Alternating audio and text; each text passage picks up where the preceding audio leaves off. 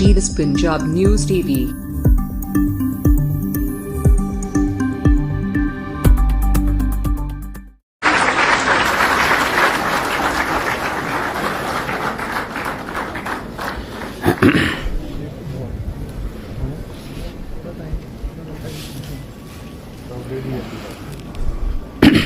बैठ जाने दो कोई।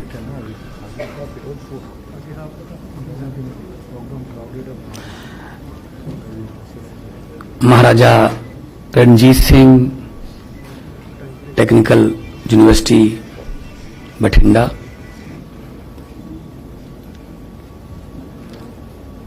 उन्होंने चांसलर मानयोग गवर्नर पंजाब बनवारी लाल पुरोहित जी, इस यूनिवर्सिटी के vice chancellor Buta Singh Sidhu ji, registrar साहब और जिन्हें भी स्टेज ते डाइस ते सम्मानयोग शख्सियत बैठी ने, मेरे सामने भारत के लोकतंत्र दे विच जनता के फतवे नाल जिते हुए सारे साडे MLA साहबान, बहुत ही काबिल ते योग टीचर्स, प्रोफैसर्स और सिविल ते पुलिस के अधिकारी साहबान,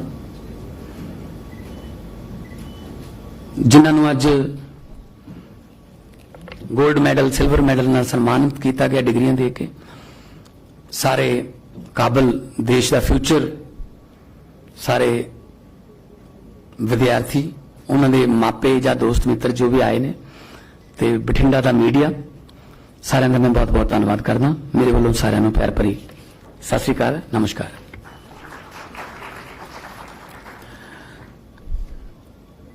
बड़ा चंगा लगे इत्थे आके सुन के, स्टूडेंटां दा जोश देख के।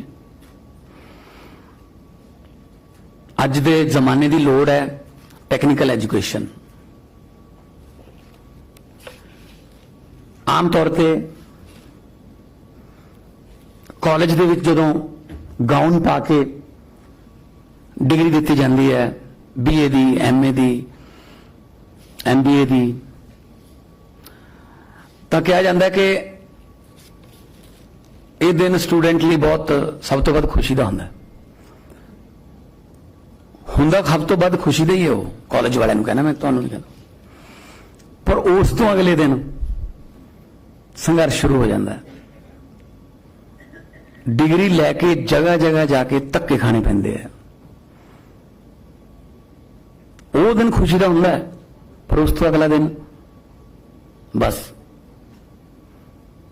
बेरोजगारी, नौकरियां नहीं मिलती डिग्री मुताबक। मैं यह जे बच्चों भी जानदा PhD करके, MBA करके आईलेट्स कर रहे हैं।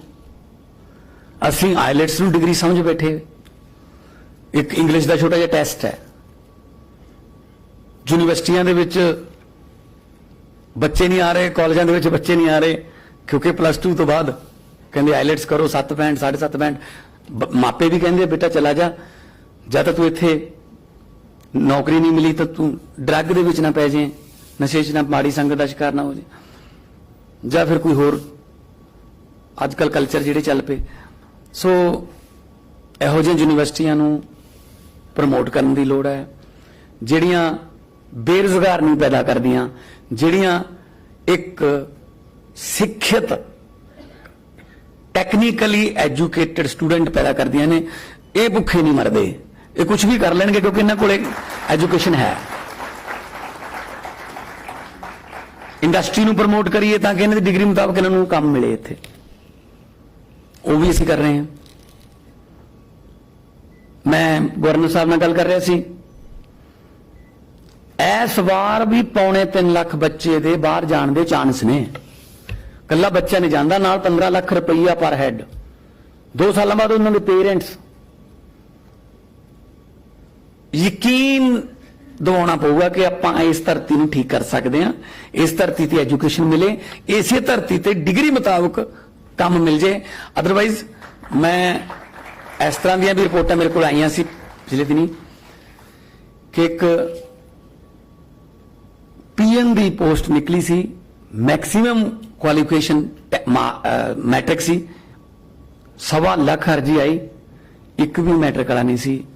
MSc MBA ਵੱਡੀਆਂ ਡਿਗਰੀਆਂ, BSc BTech ਪੀਣ ਲੱਗਣ ਲਈ ਵੀ ਅਸੀਂ ਮਤਲਬ ਇੰਨੇ ਡਿਗਰੀ ਜੇ ਲੱਗ ਵੀ ਜਾਓਗੇ ਇੱਕ ਨੂੰ ਮਿਲ ਜੂਗੀ, ਜਿਹਨੂੰ ਮਿਲ ਵੀ ਗਈ ਉਹ ਮੈਂਟਲੀ ਤੌਰ ਤੇ ਟੌਰਚਰ ਰਹੂਗਾ। ਜਾਂ ਮੈਂ ਇਸ ਕੰਮ ਵਾਸਤੇ ਤਾਂ ਨਹੀਂ ਮਤਲਬ ਕੀਤੀ ਸੀ ਡਿਗਰੀ ਕਿ ਮੈਂ ਆਪਣੇ ਅਫਸਰਾਂ ਦੇ ਜਾਂ ਆਪਣੇ ਬੌਸਸ ਦੇ ਘਰੇ ਪੱਖੇ ਵੀ ਠੀਕ ਕਰਾਂ, ਮੱਝਾਂ ਵੀ ਚੋਵਾਂ, ਉਹਨਾਂ ਦੇ ਬੱਚਿਆਂ ਨੂੰ ਛੱਡ ਕੇ ਆਵਾਂ, ਲੈ ਕੇ ਆਵਾਂ, ਮਤਲਬ ਇਹ ਤਾਂ ਮੈਂਟਲੀ ਟੌਰਚਰ ਹੈ। ਤਾਂ ਸੋ ਮੈਂ ਤੁਹਾਨੂੰ ਯਕੀਨ ਦਿਵਾਉਣਾ ਕਿ ਤੁਸੀਂ ਸਾਡੇ ਦੇਸ਼ ਦਾ ਸਰਮਾਇਆ ਹੋ, ਤੁਸੀਂ ਇੱਥੇ ਹੀ ਰਹਿਣਾ, ਦੇਸ਼ ਨੂੰ ਸਰਵ ਕਰਨਾ ਹੈ, ਬ੍ਰੇਨ ਡਰੇਨ ਬਿਲਕੁਲ ਰੋਕਣਾ ਹੈ। ਥੋੜਾ ਜਿਹਾ ਮੌਕਾ ਦੇ ਦਿਓ। ਅਸੀਂ ਇਸ ਤਰ੍ਹਾਂ ਦੀਆਂ ਪਲੈਨਿੰਗਾਂ ਕਰ ਰਹੇ ਹਾਂ ਕਿ ਇੱਥੇ ਅੰਗਰੇਜ਼ ਨੌਕਰੀਆਂ ਮੰਗਣ ਆਇਆ ਕਰਨਗੇ ਕਿ ਇੱਥੇ ਇੰਨੀ ਵਧੀਆ ਫੈਕਟਰੀ ਲੱਗ ਗਈ, ਸਾਨੂੰ ਉੱਥੇ ਕੰਮ ਮਿਲ ਜਾਏ, ਕਿਉਂਕਿ ਉਹ ਤਾਂ ਟੈਕਨੀਕਸ ਨਾਲ ਆਉਂਦੇ ਨੇ, ਔਰ ਟੈਕਨੀਕਸ ਇਹ ਜਿਹੀ ਯੂਨੀਵਰਸਿਟੀਜ਼ ਦਿੰਦੀਆਂ ਨੇ, ਕਿਉਂ ਨਹੀਂ ਆਉਣਗੇ? ਜਦੋਂ ਆਪਾਂ ਨੇ ਇੱਥੇ ਇੰਨਾ ਇੰਡਸਟਰੀਅਲ ਮਾਹੌਲ ਵਧੀਆ ਬਣਾ ਲਿਆ, ਜਿਸ ਤਰ੍ਹਾਂ ਬੋਲਿਆ ਗਿਆ ਸੀ ਕਿ ਇਸ ਇਲਾਕੇ ਨੂੰ ਵਿਦਿਅਕ ਪੱਖੋਂ ਪਛੜਿਆ ਸੀ, ਕਿਹਾ ਜਾਂਦਾ ਸੀ ਅੱਜ ਯੂਨੀਵਰਸਿਟੀਆਂ ਦੀ ਹੱਬ ਹੈ, ਕਿਉਂ ਨਹੀਂ ਕਰ ਸਕਦੇ? ਕਰ ਸਕਦੇ ਆਪਾਂ ਸਭ ਕੁਝ। ਜੇ ਇੱਕ ਟੇਮ ਨਦੀ ਹੈ ਲੰਡਨ 'ਚ, ਬਹੁਤ ਪੋਲੂਟਡ ਸੀ, ਉਹਨਾਂ ਨੇ ਇੰਨੇ ਵਧੀਆ ਤਰੀਕੇ ਨਾਲ ਉਸ ਨਦੀ ਨੂੰ ਸਾਫ਼ ਕਰ ਲਿਆ ਤੇ ਅੱਜ ਉਹ ਲੰਡਨ ਸ਼ਹਿਰ ਦੀ ਕਮਾਊ ਪੁੱਤ ਦੇ ਵਜੋਂ ਨਦੀ ਜਾਣੀ ਜਾਂਦੀ ਹੈ, ਇੰਨੇ ਪੈਸੇ ਕਮਾ ਦਿੰਦੀ ਹੈ। ਟੂਰਿਸਟ ਜਿਹੜੇ ਜਾਂਦੇ ਨੇ ਉਸ ਨਦੀ ਦੇ ਵਿੱਚ ਉਹਨੂੰ ਦੇਖਣ ਜਾਂ ਉਹਦੇ ਵਿੱਚ ਵੋਟਿੰਗ ਚੱਲਦੀ। ਕੁਝ ਵੀ ਕੀਤਾ ਜਾ ਸਕਦਾ। ਨੇਕ ਚੰਦ ਜੀ ਨੇ ਕੂੜੇ ਕਬਾੜੇ ਤੋਂ ਰੌਕ ਗਾਰਡਨ ਬਣਾਤਾ, ਕਿਉਂ ਨਹੀਂ ਕੀਤਾ ਜਾ ਸਕਦਾ? ਕੁਝ ideas, out of the box ideas ਤੁਹਾਡੇ ਕੋਲ ਨਵੇਂ ਆਈਡੀਆ ਨੇ, ਲਿਓ, ਦਿਓ ਯੂਨੀਵਰਸਿਟੀ ਨੂੰ, ਦਿਓ, ਯੂਨੀਵਰਸਿਟੀ ਸਾਡੇ ਤੱਕ ਪਹੁੰਚਾਵੇ, ਲਾਗੂ ਕਰੀਏ। ਇੱਕ ਮੈਂ ਐਗਜ਼ਾਮਪਲ ਦੇਣਾ, ਇੱਕ ਕੋਈ ਟੁੱਥਪੇਸਟ ਦੀ ਕੰਪਨੀ ਸੀ, ਨਾਂ ਨਹੀਂ ਲੈਣਾ ਮੈਂ, ਉਹਨਾਂ ਨੇ ਆਪਣੀ ਸੇਲ ਵਧਾਉਣ ਬਾਰੇ ਆਪਣੇ ਸੇਲਸਮੈਨ ਆਪਣੇ ਸਾਰੇ ਬੁਲਾ ਲਏ। ਕੋਈ ਕਹਿੰਦਾ ਜੀ ਫਲਾਣੇ ਸਟਾਰ ਨੂੰ, ਫਿਲਮ ਸਟਾਰ ਨੂੰ ਬ੍ਰਾਂਡ ਐਂਬੈਸਡਰ ਲੈ ਲਓ, ਕੋਈ ਕਹਿੰਦਾ ਜੀ ਕ੍ਰਿਕਟ ਦੇ ਫਲਾਣੇ ਪਲੇਅਰ ਨੂੰ ਲੈ ਲਓ। ਇੱਕ ਸੀਗਾ ਉਹ ਕਹਿੰਦਾ ਜੀ ਕੋਈ ਕੁਝ ਕਰਨ ਦੀ ਲੋੜ ਨਹੀਂ, ਕੋਈ ਪੈਸਾ ਨਹੀਂ ਲੱਗੂ, ਪਰ ਜਿਹੜੇ ਪੈਸੇ ਮੈਂ ਲਵਾਂਗਾ ਉਹ ਪਹਿਲਾਂ ਲਵਾਂਗਾ ਦੱਸਣ ਤੋਂ, ਕਿਉਂਕਿ ਜੇ ਦੱਸਤਾ ਗੱਲ ਤਾਂ ਗਈ, ਫਿਰ ਤਾਂ ਕਹਿੰਦੇ ਚਲ ਠੀਕ ਹੈ ਦੱਸ। ਉਹ ਕਹਿੰਦਾ ਜੀ ਆਪਣਾ ਜਿਹੜੀ ਟਿਊਬ ਹੈ ਪੇਸਟ ਵਾਲੀ, ਉਹਦਾ ਮੂੰਹ ਜਿਹੜਾ ਨਾ ਉਹ ਬਹੁਤ ਟਾਈਟ ਹੈ, ਬਹੁਤ ਟਾਈਟ ਦੱਬ ਕੇ ਲੋਕਾਂ ਨੂੰ ਕੱਢਣਾ ਪੈਂਦਾ ਹੈ, ਉਹਨੂੰ ਨਾ ਬਿਨਾਂ ਦੱਸੇ ਖੁੱਲਾ ਕਰ ਦਿਓ, ਲੋਕਾਂ ਦੀ ਆਦਤ ਉਹੀ ਰਹੂਗੀ, ਐਂ ਦੱਬਣਗੇ ਇੰਨਾ ਆ ਗਿਆ। ਕਦੇ ਪੇਸਟ ਵਾਪਸ ਪਾਇਆ ਤੁਸੀਂ? ਪੇਸਟ ਕਦੇ ਵਾਪਸ ਪਾਇਆ? ਚਲ ਠੀਕ ਹੈ ਯਾਰ, ਜਿੰਨਾ ਆ ਗਿਆ ਠੀਕ ਹੈ, 40% ਸੇਲ ਵੱਧ ਗਈ। ਮਤਲਬ ਆਈਡੀਆਜ਼ ਨੇ, ਕਿਸੇ ਦਾ ਕੋਈ ਆਈਡੀਆ, ਕਿਸੇ ਦਾ ਕੋਈ ਆਈਡੀਆ। ਸੋ ਟੈਕਨੀਕਲੀ ਜੇ ਤੁਸੀਂ ਬੜੇ ਪਿੰਡਾਂ ਦੇ ਵਿੱਚ ਬੜੇ ਮਿਸਤਰੀ ਬੈਠੇ ਨੇ ਜਿਹੜੇ ਕਦੇ ਕਾਲਜ ਨਹੀਂ ਗਏ, ਔਰ ਐਸੇ ਇੰਜਣ ਬਣ ਦਿੰਦੇ ਨੇ ਉਹ ਜਿਹੜੇ ਬਿਲਕੁਲ ਬੇਕਾਰ ਸੀ, ਉਹਨੂੰ ਜਵਾਬ ਦੇ ਦਿੰਦੇ ਆ ਕਿ ਇੰਜਣ ਚੱਲਣਾ ਨਹੀਂ, ਉਹ ਕੋਈ ਨਾ ਕੋਈ ਜੁਗਾੜ ਲਾ ਲੈਂਦੇ ਆ। ਸੋ ਟੈਕਨੀਕਲੀ ਸਟਰੋਂਗ, ਟੈਕਨੀਕਲੀ ਸਿੱਖਿਅਤ ਜੇ ਤੁਸੀਂ ਹੈਗੇ ਹੋ ਤਾਂ ਤੁਸੀਂ ਦੁਨੀਆ 'ਚ ਕਿਤੇ ਮਾਰ ਨਹੀਂ ਖਾ ਸਕਦੇ, ਔਰ ਆਪਣੇ ਕਮਾਓਗੇ। ਇੱਕ ਬੜੀ ਵਧੀਆ ਐਗਜ਼ਾਮਪਲ ਹੈ, ਇੱਕ ਬਜ਼ੁਰਗ ਸੀ,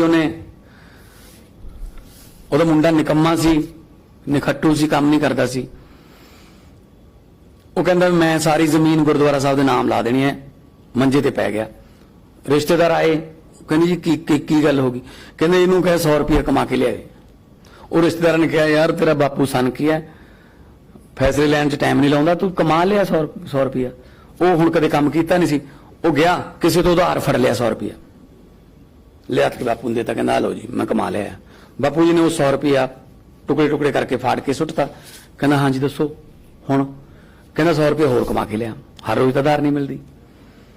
50 ਰੁਪਏ ਨਾਲ ਕੋਈ ਬੱਲੋ ਵੇਚਤਾ, 50 ਰੁਪਏ ਇਧਰ ਉਧਰ ਫੇਰ ਕਰ ਲਏ, 100 ਫੇਰ ਕਮਾ ਲਿਆ, ਕੰਮ ਨਹੀਂ ਕੀਤਾ, ਉਹਨੇ ਫੇਰ ਫਾੜ ਕੇ ਸੁੱਟਤਾ। ਉਹ ਫੇਰ ਦੇਖੀ ਜਾਵੇ, ਕਹਿੰਦਾ ਦੱਸੋ ਜੀ ਹੁਣ 300 ਹੋਰ ਕਮਾ ਕੇ ਲਿਆ, ਹੁਣ ਹਰ ਰੋਜ਼ ਚੋਰੀ ਵੀ ਨਹੀਂ ਹੁੰਦੀ, ਹਰ ਰੋਜ਼ ਉਧਾਰ ਵੀ ਨਹੀਂ ਮਿਲਦੀ।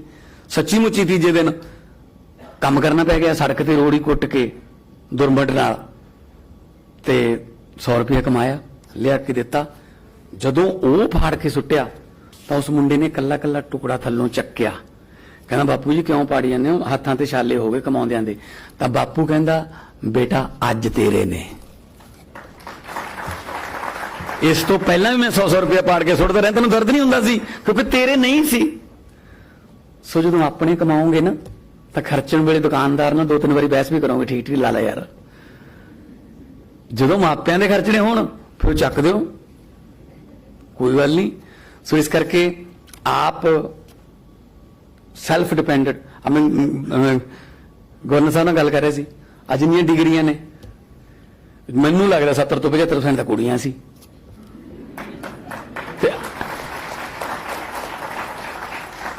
ਅਸੀਂ ਜੰਮਣ ਤੋਂ ਪਹਿਲਾਂ ਹੀ ਮਾਰੀ ਜਾਂਦੇ ਆ।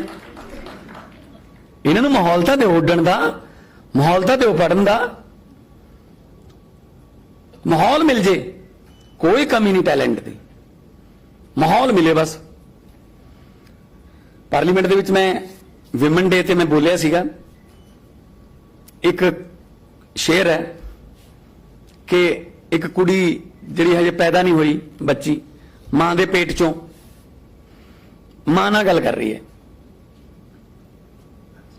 ਉਹ ਕਹਿੰਦੀ ਆ ਜਾ ਬੈਠ ਨਹੀਂ ਮਾਏ ਗੱਲਾਂ ਕਰੀਏ ਕੰਮ ਦੀਆਂ, ਆ ਜਾ ਬੈਠ ਨਹੀਂ ਮਾਏ ਗੱਲਾਂ ਕਰੀਏ ਕੰਮ ਦੀਆਂ, ਰਾਜਗੁਰੂ ਸੁਖਦੇਵ ਭਗਤ ਸਿੰਘ ਮਾਵਾਂ ਹੀ ਨੇ ਜੰਮਦੀਆਂ, ਕੀ ਪਤਾ ਮੈਂ ਜੰਮ ਦੇਵਾਂ ਕੋਈ ਅਗੰਮੜਾ ਮਰਦ ਨਹੀਂ ਮਾਏ, ਕੁੱਖ ਦੇ ਵਿੱਚ ਨਾ ਕਤਲ ਕਰਾਈ ਆਹੀ ਮੇਰੀ ਅਰਜ਼ ਨਹੀਂ ਮਾਏ।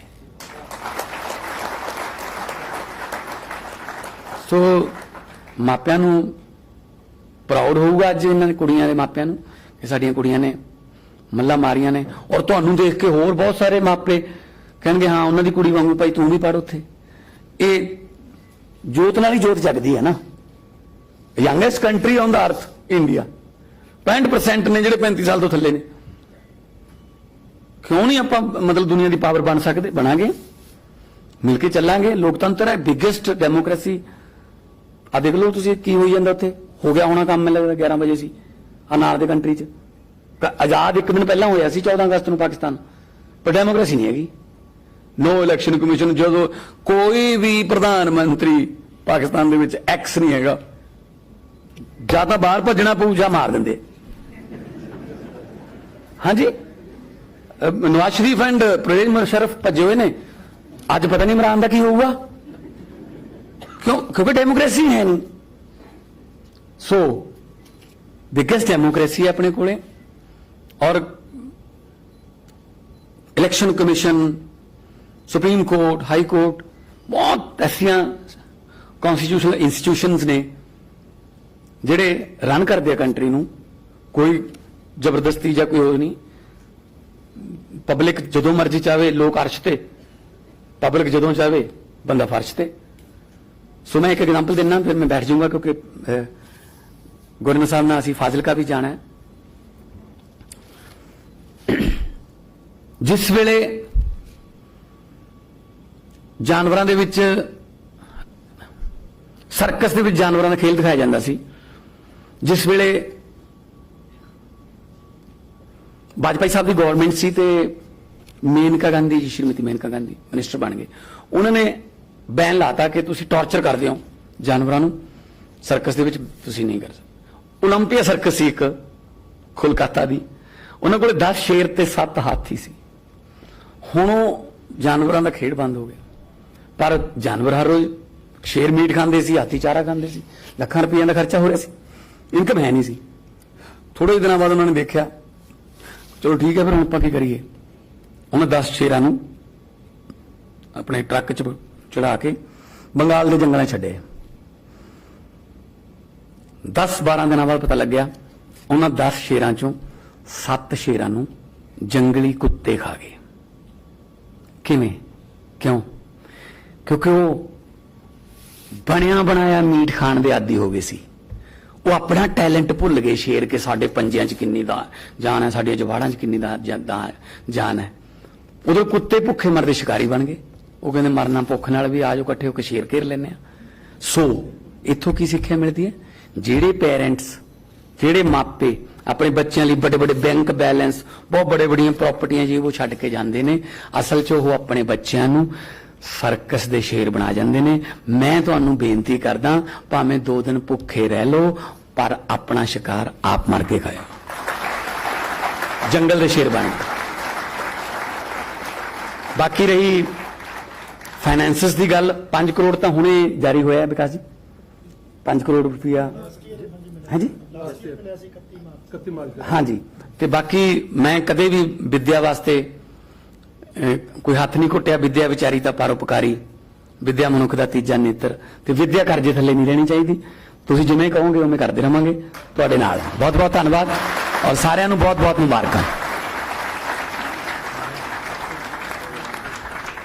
बहुत बहुत धन्यवाद मान साहब।